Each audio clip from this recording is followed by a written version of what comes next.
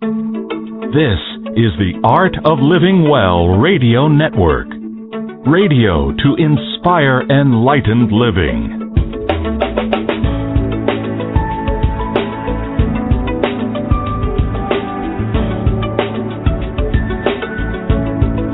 You're listening now to the Honest to God series with Aingeal Rose Ahonu. Well, this is another great day and we're back in the saddle, as they say, after our long trip up to Mankato, Minnesota last weekend, which was very, very tiring but absolutely wonderful time. Usually you would hear the voice of Aingeal Rose commenting on the weather, but unfortunately she is under the weather today. She really is not well, throat, chest, that kind of thing, so she has me holding the helm today. And we are speaking about conscious awareness, and we're going to have a wonderful guest on our show today, Donna Schmid. And Donna Schmid is a master NLP speaker, trainer and coach, and she also hosts her own radio show at the Gateway for Change, and her work revolves around teaching people how to speak with conscious awareness, clearing the past using NLP, stepping fully into being who I am, or as she calls it, my authentic self. But unfortunately, Aingeal Rose can't be her authentic self today, and she can't be the one to speak with conscious awareness. She really is so choked up. Can you even get one word out of her, Aingeal Rose? Welcome, everybody. That's it. Wow, did you hear that? She actually said, welcome, everybody. It was a bit choked, but she got it out there, and she was very sincere and authentic about it. So, we have 1 hour today to discuss this wonderful subject about speaking with conscious awareness, and let me do the little bit of introduction to our wonderful guest today, Donna Schmid. But before I do, and when we speak about being able to speak, it was Cochise, the Apache leader, who said, "Speak straight so your words go like sunlight into our hearts." Well now, Donna Schmid, after her third near-death experience in the early 20s, Donna was shown how to lead an authentic spiritual life. She spent many years struggling to break free from the illusion of being just physical and learned the importance of allowing her spiritual self to emerge. Her acceptance of her purpose to share her transformation guides other spiritually minded women and men as they begin their own personal journeys. This is all very relevant for us today. The authentic spiritual path is a transformation process that is designed for those that have awakened to the realization that there is something more to their life than what they're currently living. It is this inner burning passion that yearns for the awakening of the spirit in flesh. Through workshops, training, and individualized coaching, Donna is an excellent guide to assist you as you awaken and begin aligning your spiritual self with every aspect of your physical world. Now, that has been the case indeed. In our recent experience up in Mankato, we were realizing how many people were earnestly yearning to be on that spiritual path, to break out of the 3D illusion and to find what markers or guides might be there so that they could take the first step. Now, Donna holds current licensing as a massage therapist for the state of Oregon and is credentialed as a nationally certified medical massage therapist. She has owned and operated a successful clinic in the Rogue Valley since 1999. The Rogue Valley, that's the first time I've ever heard of that. The Rogue Valley. Interesting sounding place. Some of her training that was spirit guided resulted in shamanic initiation into the 4th level priesthood in the Peruvian shamanic traditions. Reiki master, 4th degree therapeutic touch, as well as her natural birth gifts as a clairsentient medium and empath. Wow, what credentials this lady has. The path to authenticity is a path less traveled, and it's less traveled for a reason. It takes courage to walk to the beat of a different drum. Don't we know all about that? Sometimes the trek is lonely, because very few will understand why you don't walk the well-trodden path like everyone else. But this I know, I have a choice to be who I am, or be who I think others expect me to be, and I choose to be my authentic spiritual self. What an introduction is that. Let's get Donna Schmid on the line right away without further ado. Donna, are you there? I am here. I am here. Can you hear me? You are so well qualified. It's absolutely wonderful to hear your voice and to be in the company of one who is so well trained and he's so experienced. Well, Anu, I have to tell you that I'm really flattered because as you're reading, I thought, wow, who is that person? So that was a very nice introduction. I appreciate that. Oh, you're very, very welcome. Now, you did hear me mentioning about Aingeal Rose. She is beside me, but you know, she can hardly get a word out. Her throat is all choked up and her chest it has pains and so on. But she does wish you the absolute best and she admires the work that you do. Well, thank you very much. And I can feel that. I can sense that. I hope she feels better. Yeah. Now, one of the things that is very close to our hearts is speaking with conscious awareness. It has been our path for a long number of years. And primarily, of course, your core issue is about that authentic self. Can you tell us a little bit of background, Donna, about where you arrived at this mission that you're on? Oh, wow. You know, when I think about that, think about your question, I think about my childhood. It goes all the way back to then to where I can first remember. And the interesting thing about that is that early on, I knew when people were not being authentic. But as a child, I remember being in the accompaniment maybe of adults, and I'd listen to them speak, and what I recognized was what they were saying and how they were saying it did not resonate with me. And I used to kind of tap on my mother's shoulder and whisper in her ear and tell them that she wasn't speaking the truth. Wow. And not to say that they were lying, I don't want to misconstrue that, but they were not speaking from a place of authenticity. So they were speaking from a place of maybe their belief systems or something that somebody else had told them, so they're speaking beliefs that other people held, but they really didn't hold it. And I grew to understand that as time went on, and through my childhood and through going to school, it continued in that manner. And it was frightening to me at times because I would find myself in really precarious situations where I didn't know what to do. And when I talked to my mom about it, I believe my mom was incredibly psychic, and she would say to me, don't tell anybody, don't say anything because they'll think you're crazy. And so I kind of grew up thinking that in some respects I was crazy to a certain degree, but at least I had my mother to relate to. And as I got older in my teens, I learned and kind of adapted to it and thought, well, it's a game, and I'm the only one that's awake, and I'm the only one that knows it's a game. So either I play the game and I survive, or I step out and then I'll be a target for attack. And so I chose to step back and lead my life in that way, and it wasn't until my early 20s when I had my near-death experience when that all shifted. Now, let's leave the near-death experiences for a few minutes because that's a deep subject and we really do want to explore it. But I want to ask you about the cultural influence in recognizing what you recognize as not being authentic. And let me explain where I'm coming from. Me being full-blooded Irish, it is in our tradition and in our culture to speak with eloquence. Now, some people might regard that as bullshit. Some people might regard it as being, flowery language. Other people might regard it as being not authentic. Here's where I'm coming from with this. When I arrived in the United States first, and I'm talking a good long number of years ago, I was actually startled by how direct people were, by comparison to my upbringing. And in the United States, people were just shooting from the hip. They told you looked like shit if you looked like shit.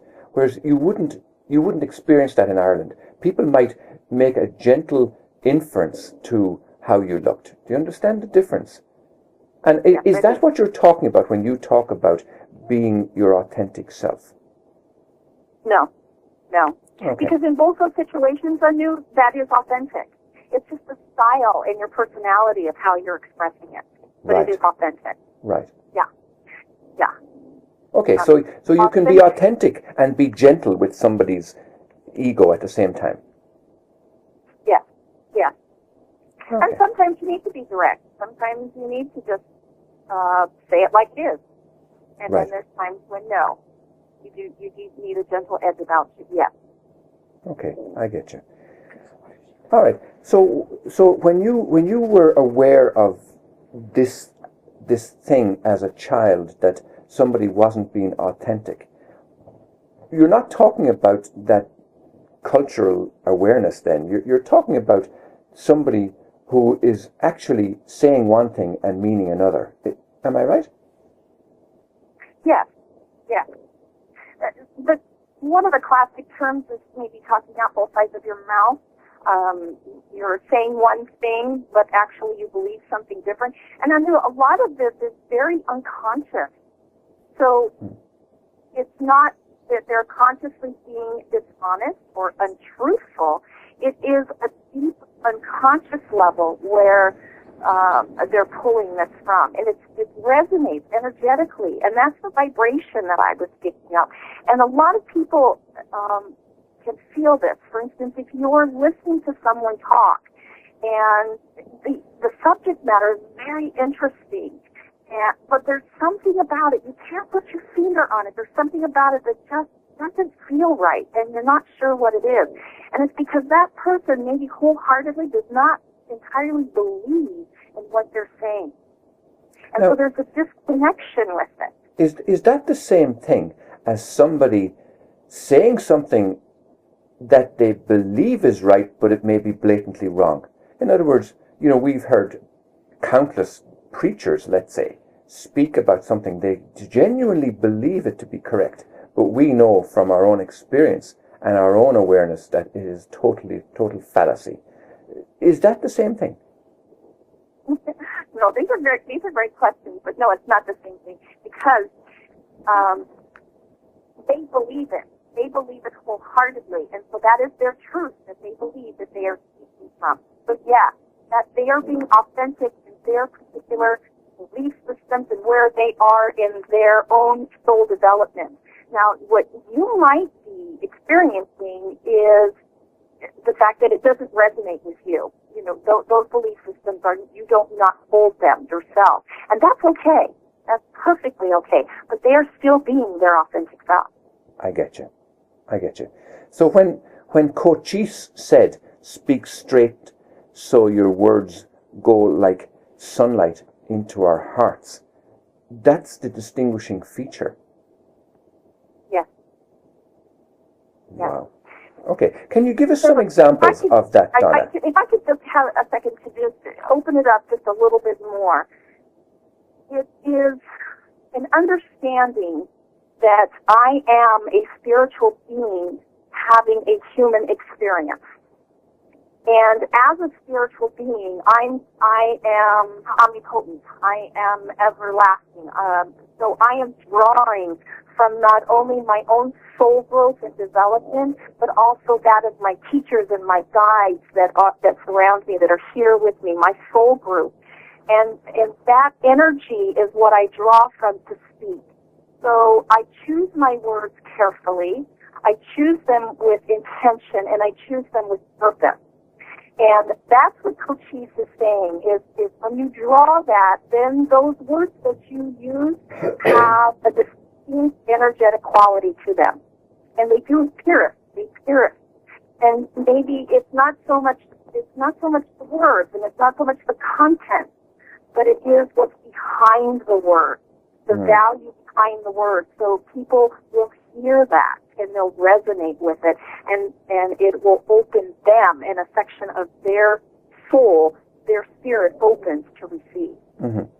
Now, do you think that your awareness of this as a child, your awareness of people being authentic or not, do you think that's what's moved you towards your path in life now as a massage therapist and a shamanic teacher and a Reiki master and all of that?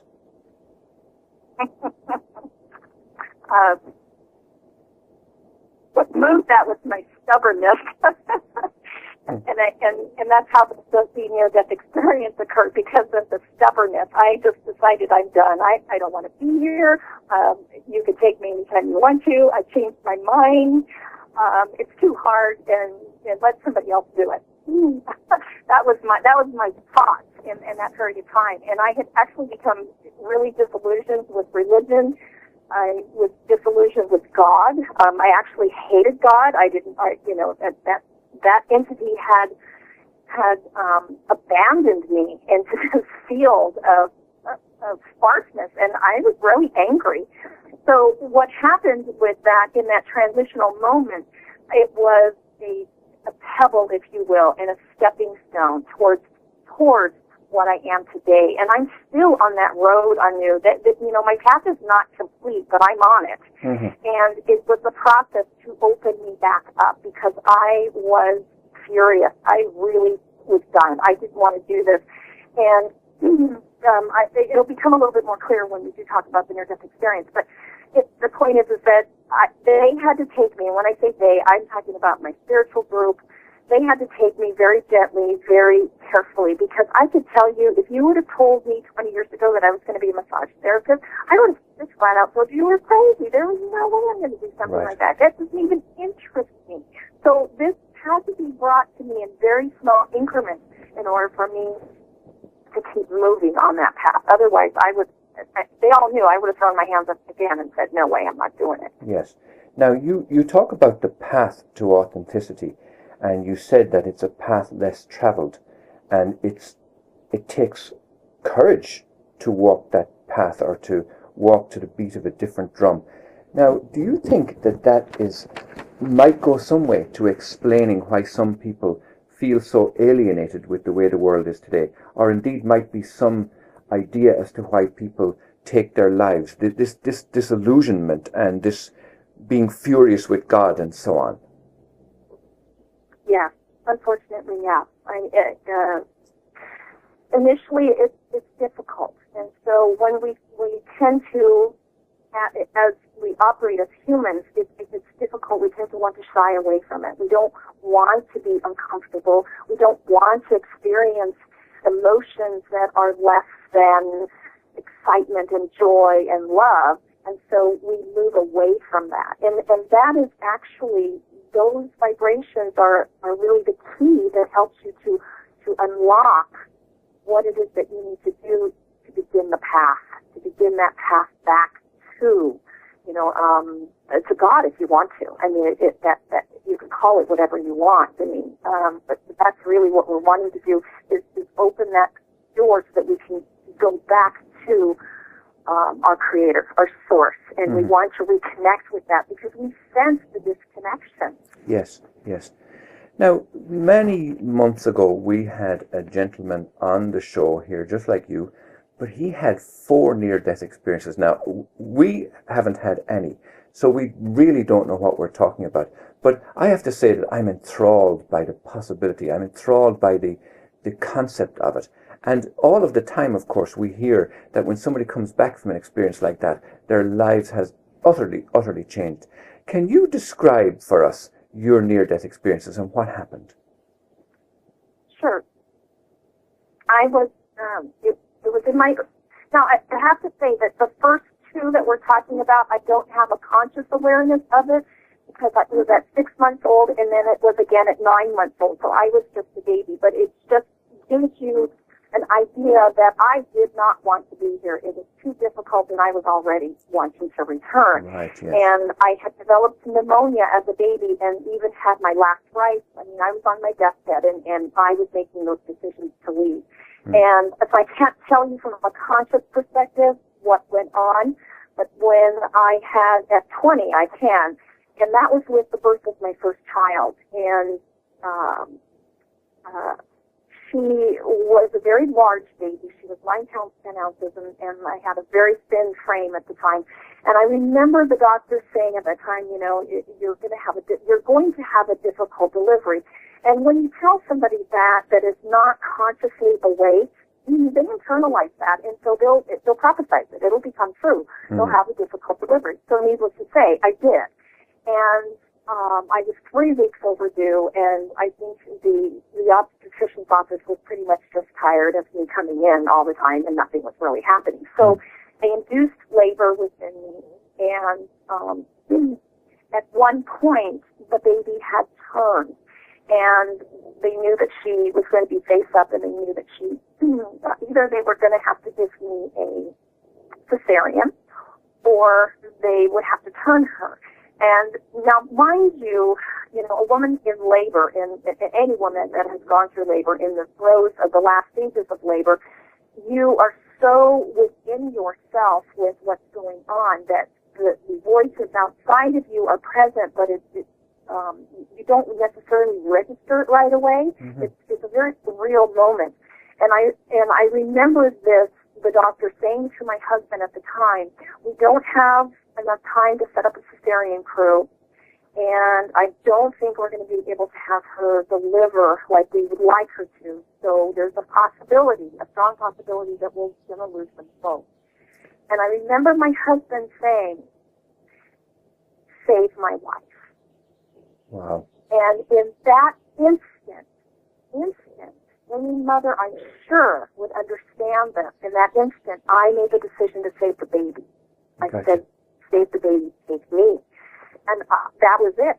And in that part, I remember, because they had to turn her, and not to go into graphic details, but they literally ripped me in the process, and I was bleeding to death is what was happening. And I remember losing consciousness, and I remember the light. I remember going into the light, and when I came back, and I'm leaving a big gap there, but when I came back, I remember coming from the ceiling down, and when I hit my body, it was, I could explain it as if you were jumping off a cliff, and you hit, the bottom. It was a drastic hit, and the heaviness and weight of my body, the pain that I felt was excruciating, and all of those feelings and emotions returned of, oh, I don't want to be here, and the anger, came back, and the frustration, and then I realized that I was in the delivery room, and I was very disoriented because I had come from this place of incredible beauty and incredible peace, and now I'm back in this world that I didn't want to be in the first place. Yes. And I remember them telling me that, it's okay, you're all right, it's fine. And then I passed out again. And when I woke the next morning, there was this indescribable peace and tranquility that was like a blanket over me. And I knew, and I couldn't at that time tell you how I knew, but I knew that everything was going to be okay. And it didn't matter to me how I knew that or why I knew that, but I knew it, and I knew it as well as I know my name. That, Yes. So the next morning, there was a team of doctors that came in and surrounded my bed, and they told me that they had bad news for me. And they told me that they thought that my baby had suffered brain damage because of the delivery. And they were telling me, what their thoughts as physicians. And I knew in my heart that wasn't true. And I knew that she was fine. And I told them that. And of course they looked at me and thought, well, you're probably still sedated and under some medication, and maybe we should come back later when you're a little bit more coherent and you'll understand the depth of what we're telling you. I said, no, I get it. I understand, but she's okay. And they left the room shaking their head, and they had called in a specialist. The specialist came in, and he was a wonderful, wonderful physician. He sat on my bed, and he says, you know what, there's nothing wrong with your daughter. I just think the way she was delivered, and they yanked on her, and they did some things, I think she just, got a sore neck. That's about it. He said, so he gave me some exercises for her, and he said, while you're feeding her, just do these things, and she should be fine. He said, and if she's not, you don't see her better in 2 weeks, he said, just give me a call, and I'll take a look at her. And I said, okay. And she was fine. She was absolutely fine. So from that point on, I did not know the severity of what I had experienced until about maybe 6 7 years later, I happened to be at a friend's house in a cabin up in Big Bear, California, and I picked up a book that was laying on the counter, and it happened to be a book written by Raymond T. Moody. I believe it was Life After Life. And I was thumbing through it, and I knew nothing about near-death experiences at that time. It wasn't a topic of conversation, and I started reading the book, and all of a sudden I thought, oh my God, I instantly knew my body was on fire. It was lit up. Every nerve was just tingling, and I thought, whoa, what's going on? And I realized it was just a memory that was flooding back to me that, oh my God, I experienced this. I know exactly what these people are talking about as far as the tunnel, the lights, the feelings associated with it. It was overwhelming for me because I hadn't actually thought about that until that very moment. And I was shaken. I was in trauma, actually. And tell us what you think is the purpose of coming into a body if it's all so painful. I mean, it's been our experience in speaking with many, many people who've had near-death experience that's the most difficult part. It's like it seems to be so painful coming back into the physical body. Why would that? What's the purpose of being in a body if it's such a painful thing? Well, painful in that when you're in a place that is the vibration is so light, and everything is so filled with love and joy that to lose that intensity of that vibration, and it gets denser and denser and denser, and then the denseness in the body, and that's the painful part that I speak of is not a physical pain, it's the pain of being separated again. It's that pain of, I am so far away from that spiritual aspect of myself. It's like the spirit is held within this vessel, and that was my interpretation of it. That was my specific interpretation. So it's not that someone else might experience something different, but in that moment, I was not happy about being returned to that prison. To me, it was a prison. I didn't like it. Right. I wanted to go back. Okay. Hold that thought there, Donna. We're going to take a very, very quick studio break here, and we'll be right back after this. This is the Art of Living Well Radio Network. Radio to inspire enlightened living.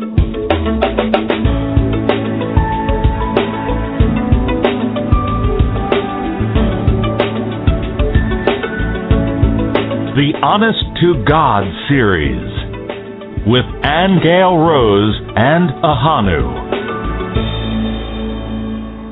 You're very welcome back. This is Ahonu. Unfortunately, Aingeal Rose is under the weather today, and she is beside me but is not able to speak. She speaks with conscious awareness, and her authentic self is underneath it indeed, but unfortunately you can't hear her. But to remind our listeners, we are speaking with Donna Schmid, and her website is The Gateway for Change, and that 4 is a 4, thegatewayforchange.com. And Donna Schmid is a master NLP speaker, trainer, and coach, and she has her own radio show at The Gateway for Change. And we're speaking to her today about conscious awareness, speaking with conscious awareness, and stepping fully into the authentic self. Donna, welcome back. Tell us, what do you think that those experiences that you've had with the near-death experience, is that what moved you towards doing your work with conscious awareness and the spiritual work that you're doing today? Is that the catalyst? It was a catalyst to get me back on track, but it wasn't the piece that was set me up for it. I believe that was my contract. That is what I came here to do. That was what I agreed to do. And it was once I got here that I changed my mind. I knew it would be difficult, and I just flat out changed my mind. But I thank goodness that I have a good soul group that assisted and got me back on track. Oh, yeah. Right. But definitely the near-death experience was the door that opened it up and said, because that was my choice. That's the whole thing. So I know that I chose to come back and do it.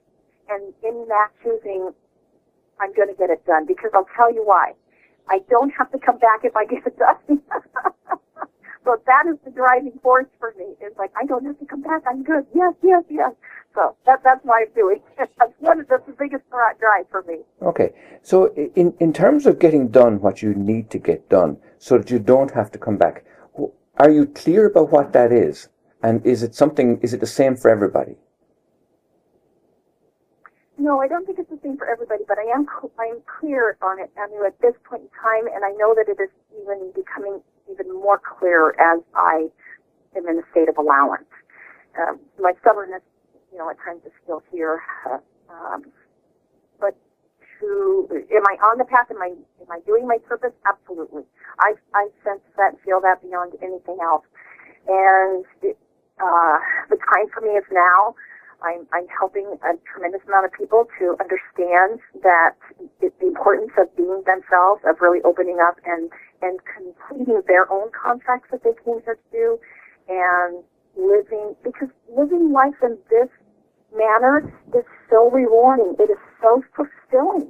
And that's what people are looking for, is the more purpose in their life and to have more meaning and to know that they are their spirit is fulfilled. Because if their spirit is fulfilled in the work that they're doing, they live that out in every aspect. And that's being authentic. It's not necessarily the words. It's not necessarily the action. It's just being that spiritual aspect of yourself in everything that you do. It comes out and it's a part of you.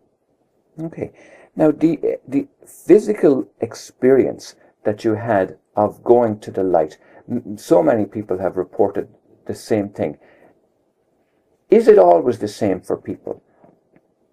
Or no, would people find that yeah, tell us about that. I actually have only come close to one other person, and I just heard this gal speak. She wrote a book, I wish I could tell you the exact name of the book she wrote, but it's about her brother.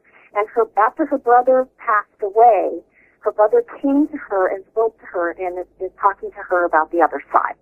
And what he is saying to her, she wrote in a book, and as I'm listening to her speak, I'm thinking, I know where he's been. I understand where he's coming from.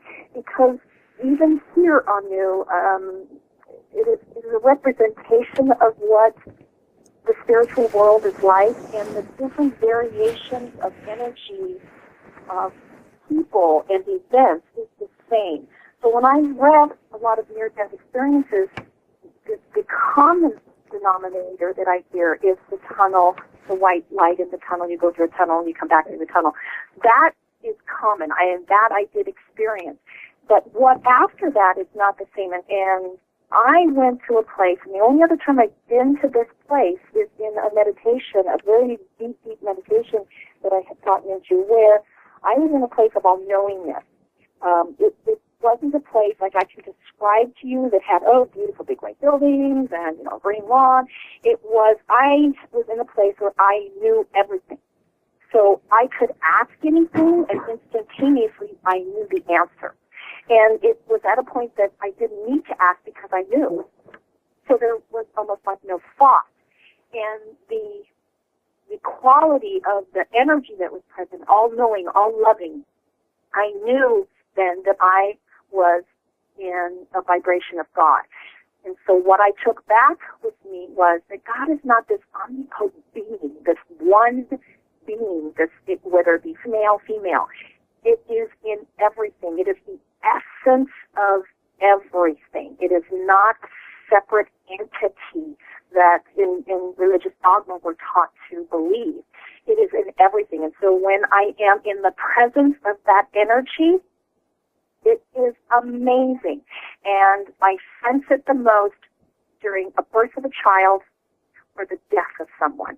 And when I'm in the accompaniment of that person as they're making the transition either in or out, I am back in that energy. And I can tell you, it literally brings me to my knees because it is the most powerful experience to be It's like you don't know you have a physical body. You are back in that and one with all. It is.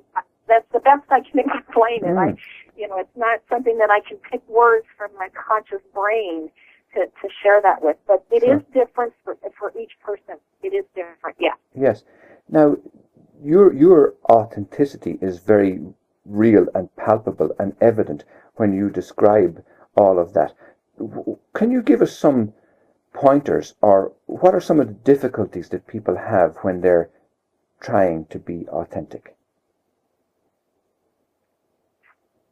Oh, that's really varied. I think I can maybe put it in a nutshell with a couple of things. It's based on our belief systems that we've learned here.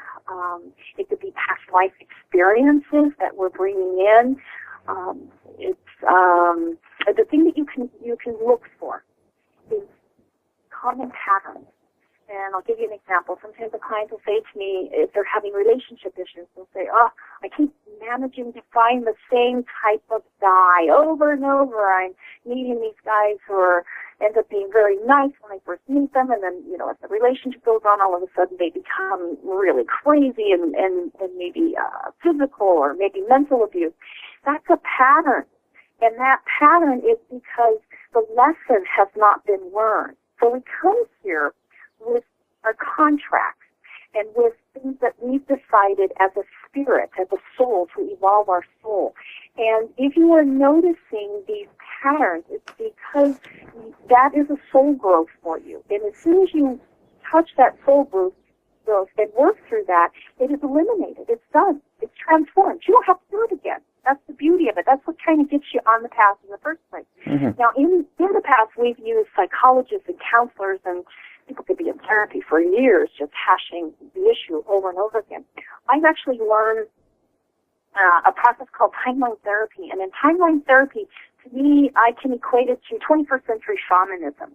And the shamans, in the tribe, if a person was experiencing any kind of trouble, whether it be mental, emotional, physical, they would go to the shaman. That was the revered wise man or wise woman of the tribe.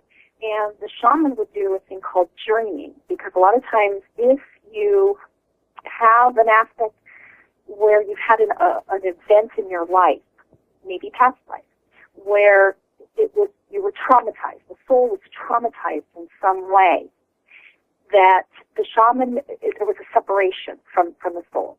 And you can't move on unless your soul is whole. So the shaman would go and journey, maybe into the past, wherever, to find this piece of the soul and convince it that it needs to come back. It needs to learn the lesson. It needs to come back for the total growth of the soul. And it comes back, and they blow it into the body, and then the person is whole with that piece again. Or in timeline therapy, it is you that actually experience this, where you go back, and I take you back. You experience it. It's incredibly powerful. But as an instance, if you have maybe, we'll take this one person again with the pattern, and if this person has a belief, a belief system, or something has occurred to them in their past where they need to find the lesson in this event. And we ask the subconscious mind, which is connected to all that we are. That is our soul. That is also our spirit. And that leads us on a timeline period back to the first event when it occurred. And in that event, here's the key part. You don't have to re-experience it again. All you have to do is look at the event and what is the lesson that you missed? And the lesson comes instantaneously because you're not living it again. You're looking at it from a different perspective, a higher perspective. And once you get the lesson, it completely dissolves that event. Not to say you don't have the memory still of it, but just the event is dissolved. Yes. So when somebody is being authentic, can they tell themselves, like, is there some kind of a trigger mechanism inside somebody where they know they're being their authentic self? Well, that's a good question. Do you know what I mean? I know what you're saying. Yeah, I would have to say that it's kind of a fundamental learning process where you have to be very much aware of your senses, because that's how we take in information, is through our senses, whether it's visual sense or eyes or auditory or ears or kinesthetics or touch, or just even our sixth sense, which we kind of relate to as our gut feeling. And if we begin to allow ourselves to experience those senses again and pay attention to them, then that's the first step towards awareness, which is the first key step into moving yourself into authenticity. Because as you're speaking, how are you feeling? Right. How are you feeling about that? Are you in alignment with it?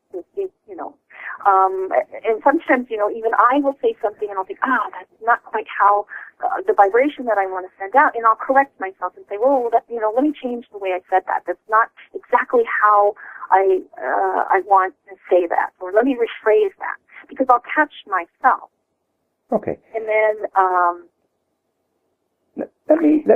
let me go into another difficult area that especially men are afraid to go into, and that is being open and honest and feel deeply. Now, just bear with me a second. It's not that men don't feel deeply. See, I think there's a great illusion out there that men don't feel anything. They're these macho beings that just don't have feelings. That is not the case. But the difficulty, of course, is to be able to bring them out and be honest about them and talk about them and feel them openly or cry openly. Now, do you think there's an element of not being authentic in men because of that programming? No, actually not. And I'll tell you why. Because, again, when we take information in, we take it into all of our senses, not just our kinesthetic feeling sense. And there are some men in general, and this is the way their human brain is hardwired. But they take information in through their either vision, or then it can be sometimes more visual or more auditory. And so if you begin to speak to them in that vibration, you will learn a whole lot.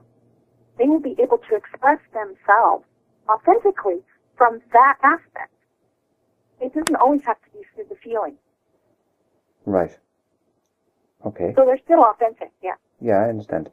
Now, we mentioned about the Rogue Valley when we first introduced you, and that piqued my interest about what that is. And that was part of your move to Oregon. Can you tell us a little bit about the Rogue Valley, what it is, where it is, and why it got that name? A little history about the area. The Rogue Valley is actually it's where the Rogue River is in southern Oregon. And so it's considered the Rogue Valley. So we're talking southern Oregon, where the Rogue River is very prominent. And it came from the Rogue Indians, so it was obviously named after them because this area was settled by the original Rogue band of Indians. So yeah, we also have Umpqua. We have Umpqua a little north from us. Yeah. So there's a lot of heritage here as far as that goes, and I think that is part of my personal draw to this area. In fact, after I moved here is when I began to really look at the Native American traditions, and they fascinated me. And I resonated with the teachings. That was very close to, I could see the resemblance between my Catholic faith. They said tomato, we said tomato, but, baptism was the same, and the ceremony of death and the ceremony of marriage, that was all very much traditional for Native Americans. So I resonated with that very much so. And then, of course, later on, I grew to understand that is my soul group. I have a lot of Native Americans in my soul group, and I also have plenty of past life as a Native American. So that all just came into fruition for me. Right. Now, there seems to be a huge gap in time and in learning and in awareness between the Native American teachings and, let's say, what you practice now in terms of NLP, neuro-linguistic programming. Or is there any gap or division at all? Can you explain how the modern way of approaching past life issues and understanding and brain programming and all of that, how it may be different to Native American teachings, if there is a difference at all? I don't see a difference. I think we live in a wonderful time where it depends upon who you are and what you need. There's all these resources out. So I think it's a conglomeration of resources for people. And that is part of my path, is to be the bridge. And so for me, I could do readings. I could do psychic readings.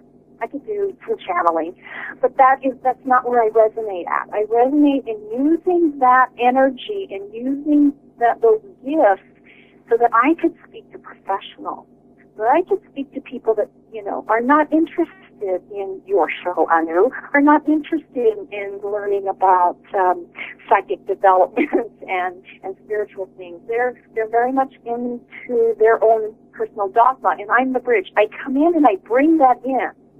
And I give that to them in the language that they can understand so that they too can be authentic and open up and be on their path, whatever that might be. And yet, we can all rise with this. I hope I answered your question. Okay. All right. Now, you have a wonderful website called the Gateway for Change, Gateway and the number 4 Change. Do you want to give your telephone number or an email address or any other way that people can contact you? Sure. My website is www.the. Please make sure you put the in front, because if you don't, you'll get to a completely other website. The Gateway, the number 4, change.com. And it's there. I have my radio station is there if you'd like to listen into any past shows or some future shows. In fact, in 2 weeks, I'm going to be having my shamanic mentor is actually going to be coming on, Annie Fuller, and she's going to do a show about shamanism and soul retrieval, so you get an idea about that. And then my phone number is there. It's area code 541-476-1662.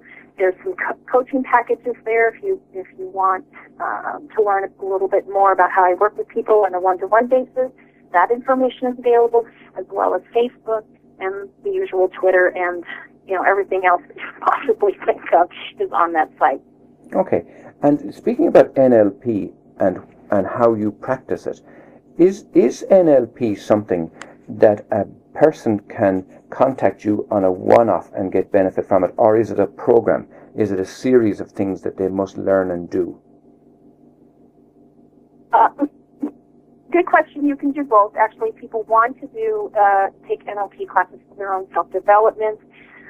There's some I can actually assist you in finding a great teacher in your area that does that. I don't teach those principles myself. I live them, and I use those principles in the work that I do so that people can understand that I'm working from the human being as well as connecting it to the spiritual being, because that is part of my path. So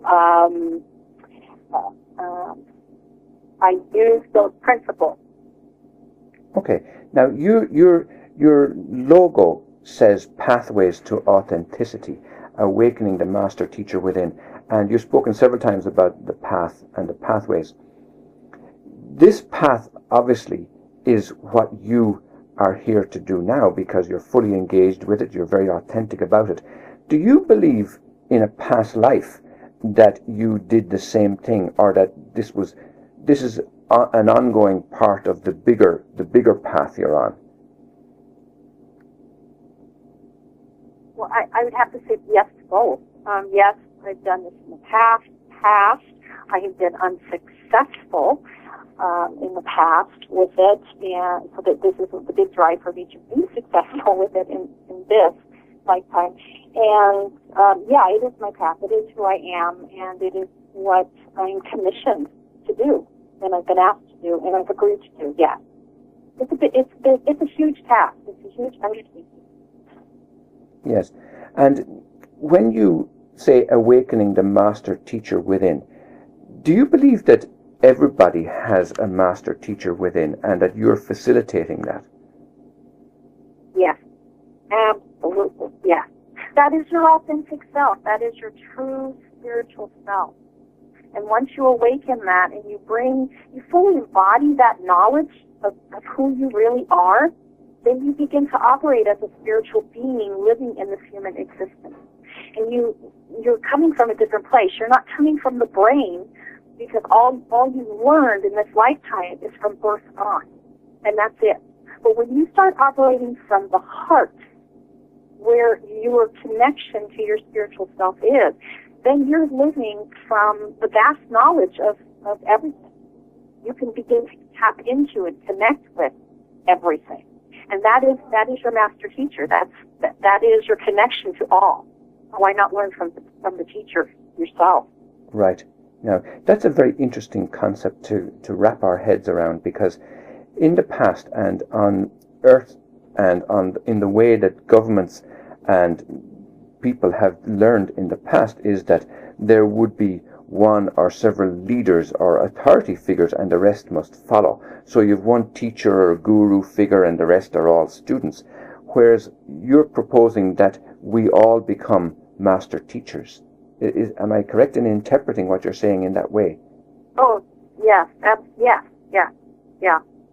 Because the guru speaks from the mind, the human mind. That is the ego, be the guru. Right. I know it all, follow me, my word is. And I can tell you, I do not know it all. I am not in a position to know it all. As a spirit, I do, yeah. But then to bring that energy down, it's coming down from levels and levels and levels, and it gets convoluted. It gets distorted into my being. So that's the thing, is if you begin to work on yourself, you're cleaning out the distortion and any beliefs that don't serve you. And when you begin to do that, you are seeing from different eyes. You are sensing, hearing from different ears, because you'll be able to decipher what is it for you, what is it not. And then you know. And it's a knowing. It's an incredible knowing.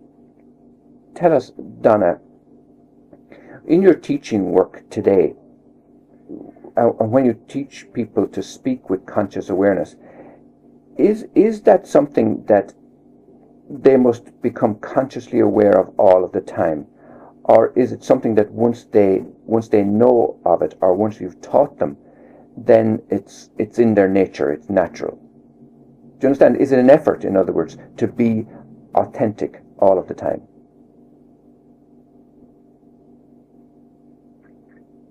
In the beginning, yes, it is an effort, yes.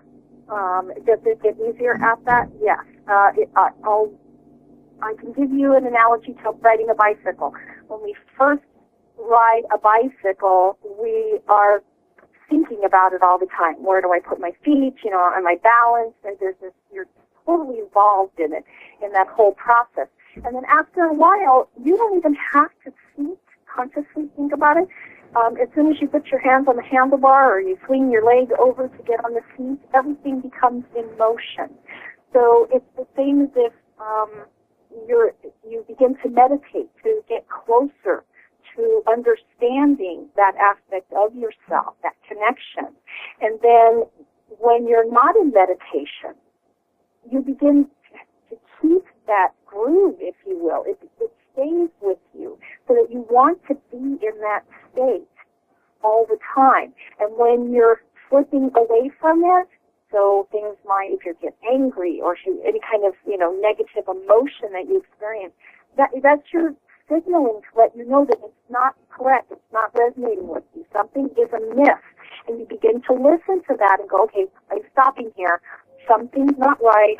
If you want to say I'm not on my path, or something is letting me know that I've fallen off my path, or I'm not being authentic, and you begin to listen to those signs, because it feels good to be yourself. Think about the times when you were yourself. It feels good. It feels good to have a great conversation with somebody where you connect, and you feel free to express yourself in any way, shape, or form, that you're well received. This is being authentic. And when you're in that place, you want to go back to it. You don't, it's something you strive for because it feels good. And I know I say that as a feeling emotion, but it's like all of your senses are alive. All of you become alive. Now, we have been speaking with Donna Schmid today from the gatewayforchange.com. You have a wonderful saying in terms of a summary. In every moment, you have a choice to be who you truly are or be who you think you're supposed to be. Do you want to give us a little closing summary, Donna, please? Because unfortunately, we've just got a short few minutes left. And just summarize your whole purpose and your whole path to authenticity. My purpose is to actually help people heal their body, mind, emotions, and spirit so that they can be one. And that's the purpose of being on the authentic path, is being whole, being complete. Because when you are, then your life is alive, and you begin to live from that place. And everything that you do, everything that you say, everything you see or hear becomes that master within you. Okay, wow. Now, by way of a little further summary, we've been speaking about near-death experiences today with Donna Schmid. We spoke about her transformational move to Oregon and the Rogue Valley and how she began her work. We spoke about the connection with the Native American teachings, the energy work that she does, and the NLP, neuro-linguistic programming, clearing the past, and stepping fully into being who you are, your authentic self. And we also spoke about conscious awareness in everything that you do. We gave some wonderful quotations from Donna Schmid. She said, in every moment you have a choice to be who you truly are or be who you think you're supposed to be. Donna, we have to wind down there. We truly appreciate you coming on the show today. You were absolutely wonderful and an enormous benefit to our guests and indeed ourselves as we endeavour all the time to stay and grow in that pathway to authenticity. And your work in awakening the master teacher within is to be recommended. Do give out your website and your phone number again real quick there, Donna. Yes, it's www.gateway4change.com, and it's there. You can find my phone number, Twitter, Facebook, and my radio shows. And thank you so much. It's been a pleasure. I appreciate it.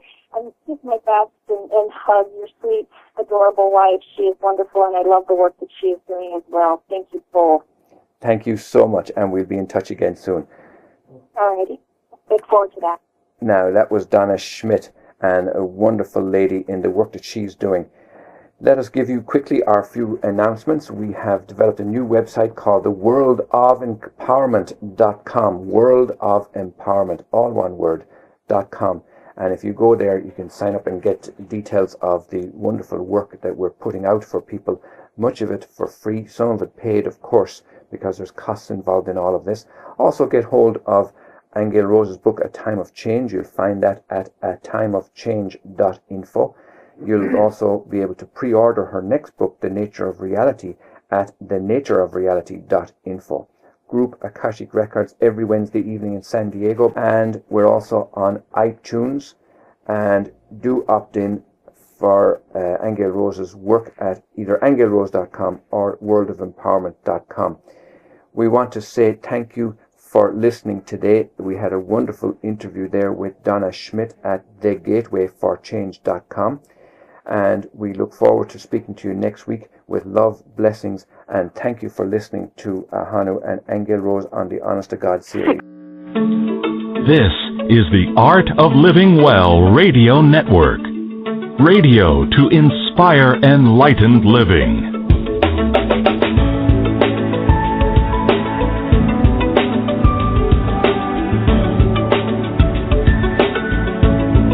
The Honest to God series with Aingeal Rose and Ahonu.